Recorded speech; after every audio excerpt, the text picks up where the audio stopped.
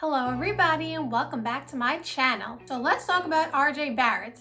How are you telling me that RJ Barrett is not on the 25 under 25 list? Hello, are you kidding me? I'm confused just like you are. And it's like as if he heard all the noise lately because, well, I'm sure he saw the list, but he's been playing great. Last game, like I said, he was 6 for 6 from 3.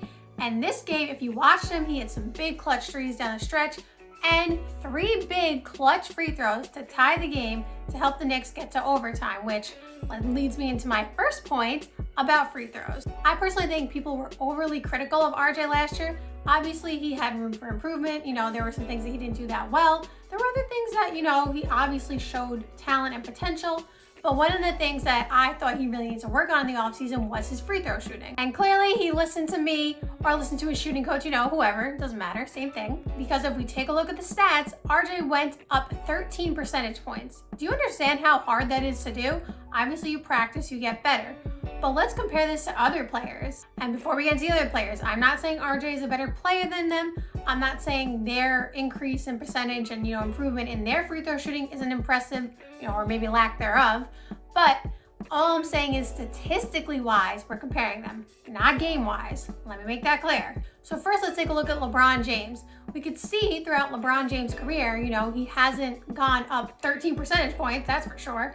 But for example, if we take this current season with his rookie season and subtract the differential, he's actually down 5 percentage points in his free throw shooting, and he's shooting, you know, kind of similar amount to RJ. Again, I'm not comparing their games or saying RJ is a better player than LeBron. We are just talking statistics here. Even if you say, well, LeBron's in his 18th year now and maybe he regressed a little bit, okay, fine. But if we take a look and we just go through his first 4 years in the league, every single year he goes down in free throw percentage. So you're like, that's LeBron though. That's not a fair comparison. LeBron's a champion. LeBron does so many other things. Fine. We'll talk about someone who's similar in age, Luka Doncic. Luka has been in the league a couple years now. Obviously, he was a number 3 pick, just like RJ. Has the potential, and obviously he's a star at this point, but has the potential to grow even more, just like RJ has a lot of potential. So let's take a look at his stats from free throws. From Luka's rookie season to his second season, he went up 5 percentage points in free throw shooting, which is great. But compare that to RJ's 13%, that's a big difference. And if we take last year's compared to this year's, he went down 2 percentage points. But really the point is, RJ from his rookie year to his sophomore year went up 13 percentage points, which is a lot. And let me also just mention the fact that RJ is shooting similar free throws. It's not like this year he only shot like, you know, 2 free throws and that's why it's higher because he had less opportunities to miss, or that he's shooting 1,000 free throws so he has so many more opportunities to hit. He's shooting similar free throws and making a lot more of them. And like I said, Luka is similar in age to him. You could see their careers obviously both ascending.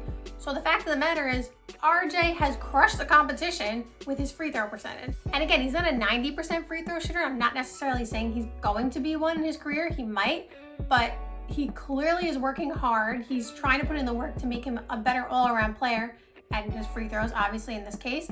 So we can see the work he's putting in. But even besides stats and free throws, you could see the difference from last year to this year. You can see the work he's putting in. His shot selection is so much better. He is lighting it up from 3, especially as of late. Last year, he was a 32% free throw shooter. This year, he's at 38, and I think after tonight, I don't know how many he made. I think he went like 4 for 5, maybe 3 for 5. He did have a good percentage. I forgot what it was. The fact of the matter is, it might go up even more after tonight, and throughout the course of the rest of the season, it might go up even more. And kind of similar to the free throw thing, he's shooting a similar amount, and he's making more of them. He's more efficient with them. He is so confident. When he was shooting threes tonight, for example, go watch the highlights of him versus the Grizzlies, the 4th quarter highlights, you know, the end, he makes a bunch of threes. You'll see that he's shooting these with confidence. He's swishing them, he's draining them. He looks confident in his shot, and they're going in. You could just tell, like I said multiple times, he has put in the work, he is committed and dedicated to be a better player. And also, let's not forget, he was supposed to be the #1 pick coming out of high school, but then, you know, he got to Duke, and then we saw him play with Zion and Cam, and then Zion became the #1 pick.